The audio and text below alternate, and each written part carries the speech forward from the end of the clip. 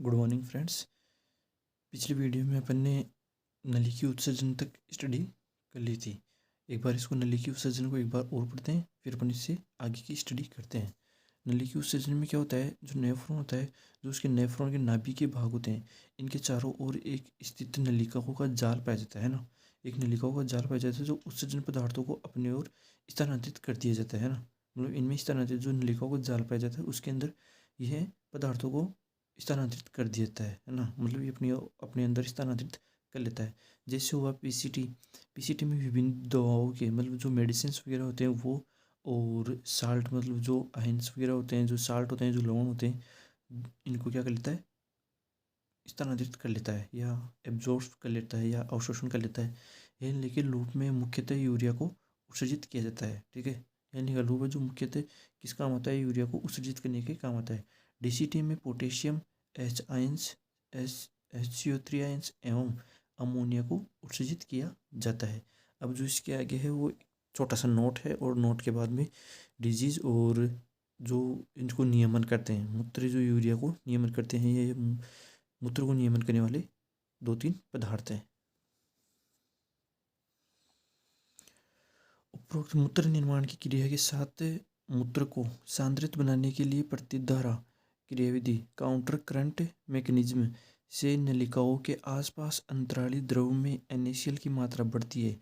जो नलिकाएं होती हैं उनके आसपास जो अंतराली द्रव होता है वहाँ क्या बढ़ती है, जो आंतरिक द्रव होता है वहाँ क्या बढ़ती है, NaCl की मात्रा बढ़ जाती है, तथा प्राशरण के द्वारा मूत्र में अतिरिक्त जल पुनः अंतराली द्रव में पहुँच जाता है। जो प्राशरण की क्रिया होती है, प्राशन की क्रिया होती है, जहाँ जिसकी वजह से जो अंतरालिक जो जल है जो उनका उसका पुनः अवशोषण होता है, तो वो अतिरिक्त जल जो अधिकतर जो जल होता है, जो ज़्यादा जल होता है, वो कहाँ पहुँच जाता है, उस अंतराली द्रव में पहुँच जाता है, तथा यहाँ से रक्त में स्थानांतरित हो जाता है, तथा ब्लड प्लाज्मा की तुलना में अधिक सांद्र हो जाता है। जो ब्लड होता है वो प्लाज्मा की तुलना में क्या हो जाता है, अत्यधिक सांद्र, मतलब हाइपोटोनिक हो जाता है। मतलब कि जो काउंटर क्रियाविधि होती है, जो करंट काउंटर क्रियाविधि होती है, उसके आसपास की जो अंतराली द्रव पाया जाता है ना, जो अंतराली द्रव पाया जाता है वहाँ, जैसे अंतराली द्रव उसके अंदर पाया जाता है NaCl। इसकी NaCl की मात्रा बढ़ने की वजह से जो प्राशरण की क्रियाविधि होगी, प्राशरण की क्रियाविधि ओस्मोसिस की क्रियाविधि होती है, तो मूत्र का जो मूत्र अतिरिक्त मूत्र जो अतिरिक्त मूत्र के अंदर जो अत्यधिक जल पाया जाता है, वह जल क्या हो जाता है, अंतराली द्रव में पहुँच जाता है, तथा यहाँ से रक्त में स्थानांतरित हो जाता है। और जो रक्त में स्थानांतरित होने के बाद में जो ब्लड है, उस जो ब्लड है वो प्लाज्मा की तुलना में अधिक सांद्र हो जाता है। अब मूत्र के आयतन का नियमन, जो मूत्र का आयतन है उसको कौन कौन नियमन करता है, ADH anti diuretic hormone, vasopressin, RAAS renin angiotensin aldosterone system, ANF arterial natriuretic factor. ठीक है, तो पहला है ADH। ADH anti diuretic hormone vasopressin. ठीक है, ADH हार्मोन कहाँ से स्रावित होता है, यह पीयूष ग्रंथि से, पीयूष ग्लैंड।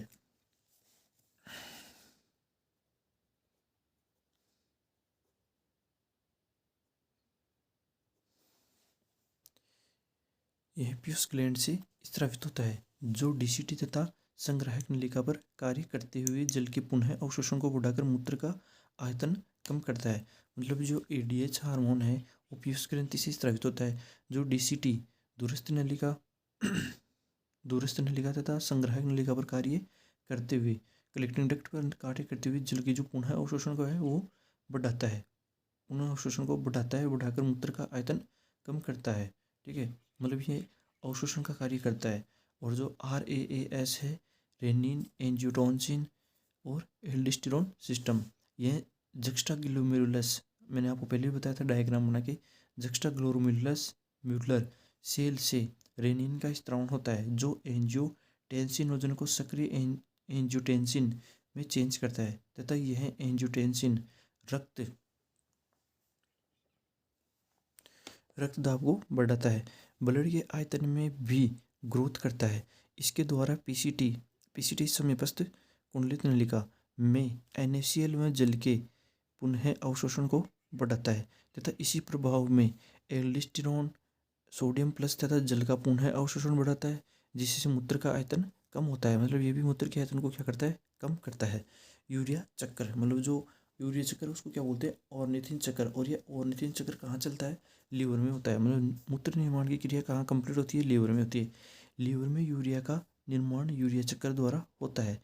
सर्वप्रथम क्रेब्स तथा हेंसेल ने बताया था।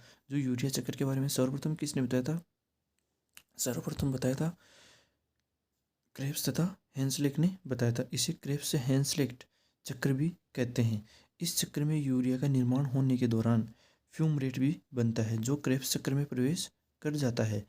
मूत्र का संगठन, सामान्य वयस्क में 1.5 लीटर प्रतिदिन मूत्र का उत्सर्जन होता है। इसकी पीएच होती है 6, और जो इसकी रेंज होती है अम्लीय व क्षारीय की, जो 4.5 तो होती है अम्लीय और 8.5 होती है क्षारीय होती है। ये क्यों होती है, कौन से भोजन करने से होते हैं, कौन से भोजन करने से क्षारीय होती है और कौन से भोजन करने से अम्लीय होती है, उसकी स्टडी करते हैं। ज़्यादा फूल या प्रोटीन युक्त आहार लेने पर अम्लीय होती है, और सब्जियों का अधिक सेवन करने से कौन सी होती है, क्षारीय होती है। मूत्र का पीला रंग किसकी वजह से होता है, यूरोक्रोम के कारण। मूत्र का पीला रंग किसकी वजह से होता है, यूरोक्रोम के कारण।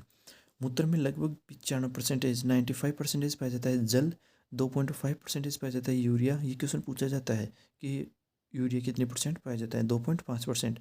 2.5% पाया जाता है यूरिक अम्ल, लवण, आयंस और हीम्यूरिक एसिड। ठीक है। अब उत्सर्जन तंत्र से संबंधित रोग, मतलब इससे होने वाली डिजीज।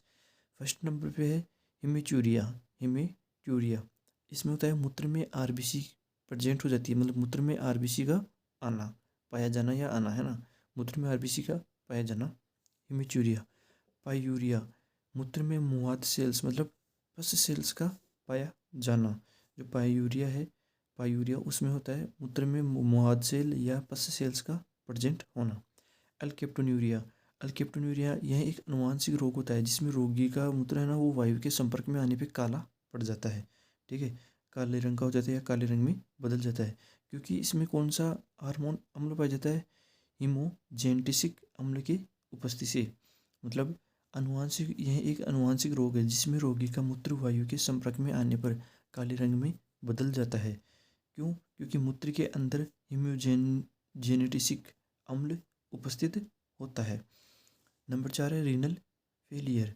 वक्रक से मूत्र का निर्माण कम मात्रा में होता है। यह दो प्रकार का होता है, एक होता है ओलिगोन्यूरिया और एक होता है एल्यूरिया। एक होता है ओलिगोन्यूरिया, एक होता है एन्यूरिया। तो ओलिगोन्यूरिया प्रतिदिन लगभग 250 ml मूत्र का उत्सर्जन करता है।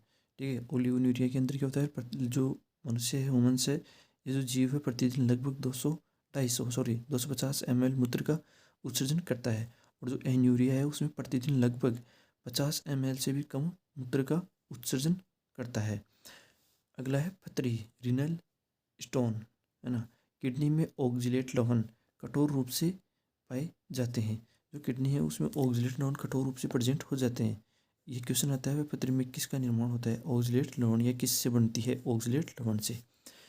अब नोट है, जंतुओं में उत्सर्जी अंग। जो जंतु है, अलग अलग जीव होते हैं, अलग अलग जंतु होते हैं जिनके अंदर है ना उत्सर्जी अंग अलग अलग प्रकार के पाए जाते हैं। किसी के द्वारा सेल्स मेंबर द्वारा होता है, किसी के द्वारा त्वचा के द्वारा होता है, किसी में अलग अलग अंग बने होते हैं उत्सर्जन के लिए। तो जैसे प्रोटोजोआ है, किससे है, अमीबा, अमीबा सिंग से है ना। पोरिफेरा है, स्पंज में है। निडेरिया है, हाइड्रा में है।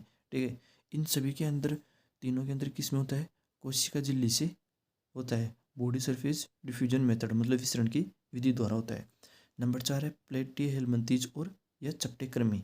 इनमें होता है प्रोटोनेफ्रिडिया व ज्वाला सेल्स, मतलब सोलेनोसाइट सेल्स।